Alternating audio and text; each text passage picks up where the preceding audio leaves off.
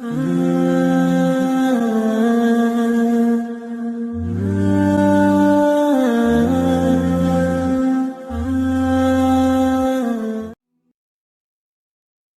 شادی کی تقریب بڑے دھوم دھام سے چل رہی تھی۔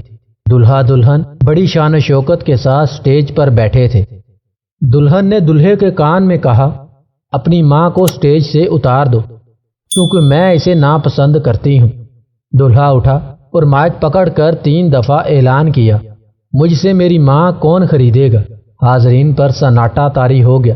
پھر دلہا بولا، میں اپنی ماں کو خود ہی خریدوں گا۔ اس نے شادی کی انگوٹھی اتار کر پھینک دی اور دلہن کو طلاق دے دی اور ماں کے قدموں میں بوسہ دیتے ہوئے کہا، میں نے نفع کا سودا کیا ہے۔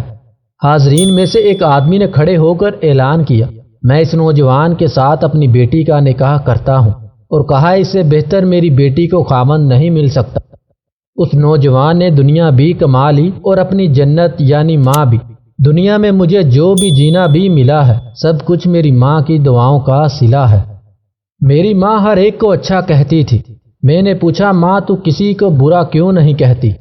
ماں نے کہا، کسی کو اچھا کہو گے تو اچھا ثابت کرنا اس کی ذمہ داری ہے، اگر کسی کو برا کہو گے تو اس کو برا ثابت کرنا تمہاری ذمہ داری ہے، پھر کسی کی ذمہ داری تم اپنے ذمہ کیوں لیتے ہو؟ داستان میرے لاڈ پیار کی ایک ہستی کے گرد گھومتی ہے۔ پیار جنت سے اس لیے ہے مجھے کہ یہ میری ماں کے قدم چومتی ہے۔